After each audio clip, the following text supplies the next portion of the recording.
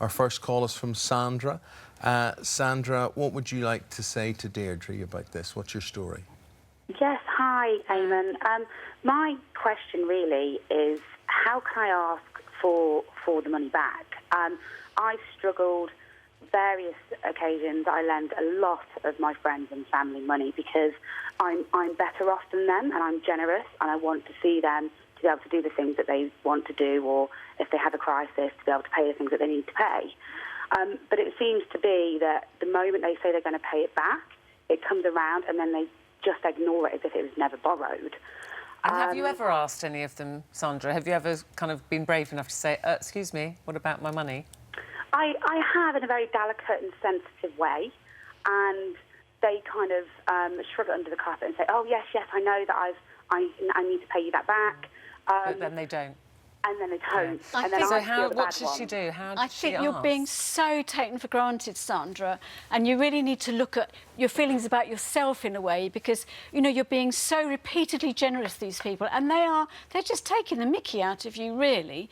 Yeah. So I think next time you should actually say, you know, no, are we talking about a loan or a gift here? Because if it's a gift, I want to feel the pleasure of giving to you. So you get it clear. And if it's a loan, well, when are you going to be able to start paying it back?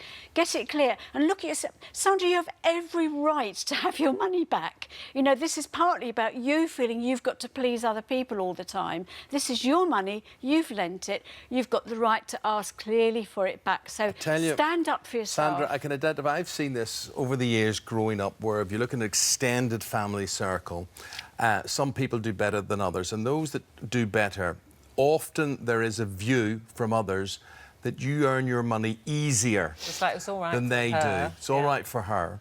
And I've seen this over and over again. So you're made to feel guilty. You let it happen in the first place, but it's like a passive-aggressive attitude. Well, maybe people think you don't. They force you into almost begging for it back. So she needs to be clear. This is, I think, it's clear. If it's a gift, that's fine, you know. But then you want the pleasure of being the giver, don't you? OK, Sandra, you fed up being the giver? What are you going to do? I think I need to be more stronger, I think, definitely. You do stand up for yourself. You have every right. Thank you, Sandra. OK, how much are you... Sandra, just before you go, how much are you out of pocket, do you think, at the minute on this? I've lent between a minimum of £50 and up to £6,000.